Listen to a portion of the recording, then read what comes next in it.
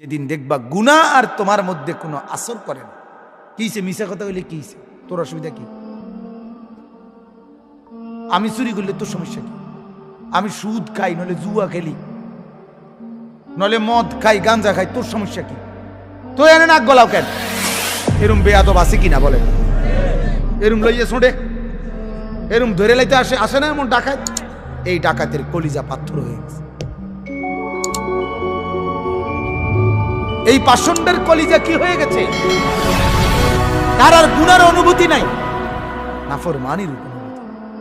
গুনার কথা বলার পরে আরো চোখ পাক দিতে আছে, বড়াই করতেছে, মিথ্যার উপরে বড়াই, চুরির উপরে বড়াই, অহংকারের উপরে বড়াই, সন্ত্রাসী চাঁদাবাজির উপরে বড়াই, অন্যায় নেতাগিরির উপরে আবার বড়াই। আমি যেটা বলছি এটা ঠিক বলছি, এটাই হইতে হবে, অথচ অন্যায়, অথচ মিথ্যা। এইভাবে বোঝা গেল তার ভেতরে গুনার আফসোসটুকুও নাই, গুনার অনুভূতিও নাই। আরে পায়খানা লাগছে, গন্ধও লাগে না হাতের নাকে, ঠিক না? পায়খানা যে লাগছে এই গন্ধও নাই। এমন জ্বরে ধরছে, এমন সর্দি ধরছে, তেরে সর্দি এমন গাঢ়, হিসাবের গন্ধও লাগে না, পায়খানার গন্ধও লাগে। অর্থাৎ নাফরমানি এত গাঢ় হয়ে গেছে, আর গুনার কোনো অনুভূতি নাই, গুনার কোনো অনুভূতি। এক সাহাবী, রাসূলুল্লাহ সাল্লাল্লাহু আলাইহি ওয়াসাল্লামের সাহাবী, উনি মক্কায় খেজুর বিক্রি করতেন।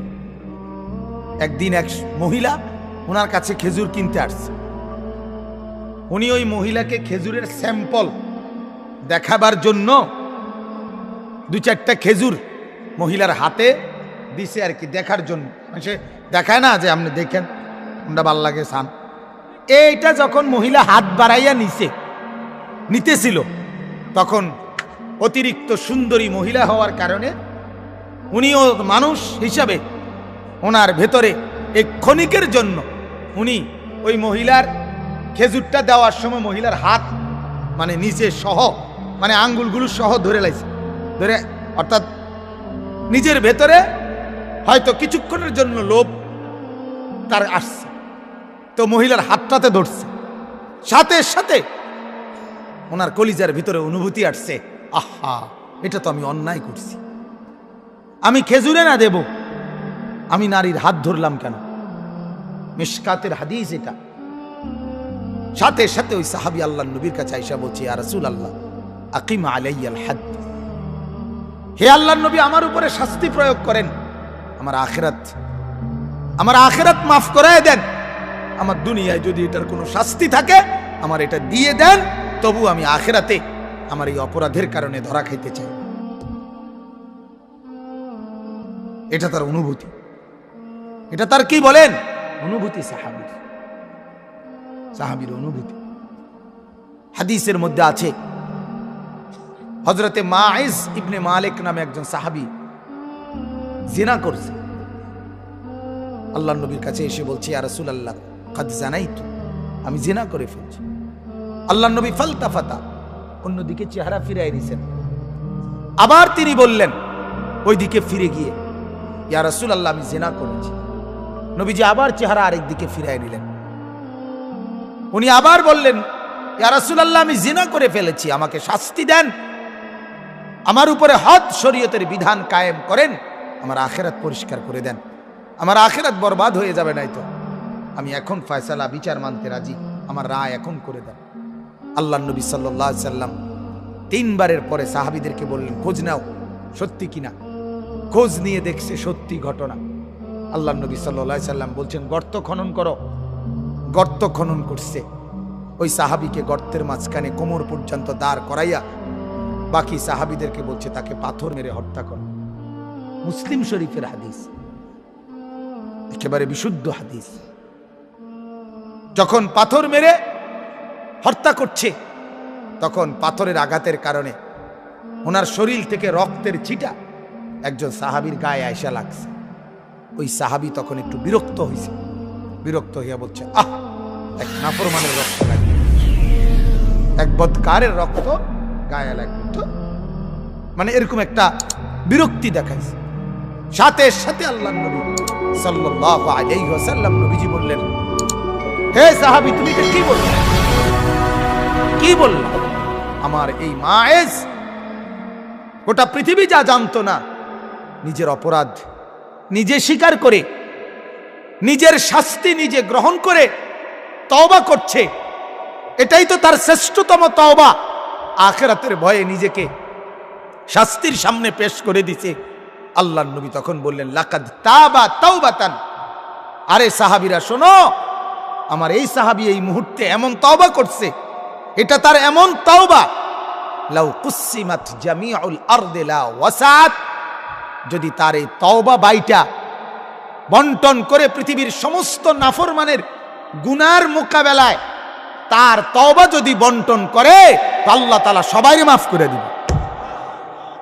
তার তওবা এত ভারী, কারণ সে তো নিজের অপরাধ নিজে কি করছে, স্বীকার করে নিছে। পৃথিবীকে ভয় পায় নাই, আল্লাহকে ভয় পাইছে। লোক লজ্জার চিন্তা করে নাই, আখিরাতকে ভয় করছে। এজন্য বাপ, এটা মনে রাখবেন, ইদা সাররাতকা হাসানাতুকা ওয়া সাআতকা সাইয়্যাতুকা ফাআনতা মুমিন। নেক কাজ করলে যখন দিলের মধ্যে ভালো লাগে, মনটা আজকে ভালো লাগছে, ভাই এক গরিবকে 10টা টাকা দিতে পারছি, আজকে মনটার মধ্যে একটু খুশি লাগছে, ভাই এক বিধবা নারীকে একটু সহযোগিতা করতে পারছি, এক অন্ধ মানুষকে, এক পথিককে উপকার করতে পারছি। মনে করেন এরকম একটা ভালো কাজ করে দিলের মধ্যে একটা কি লাগা, আনন্দ। আর গুনাহ করে মনটার মধ্যে কষ্ট লাগা, এটা হলো মুমিন। এর দূরও যার নাই, তার ঈমান বড় সন্দিহান, তার ভিতরে বড় সন্দিহানী অবস্থা, যে গুনাহ আর গুনাহই মনে হয় না। 30 বছর ধরে সুদই মনে হয় না। 50 বছর ধরে বিড়ি খাওয়া, এটা আর অপরাধী মনে হয় না। 30 বছর ধরে মা বেপর্দা, আহা, এই মা আর বেপর্দাটাকে কিছুই মনে করে না।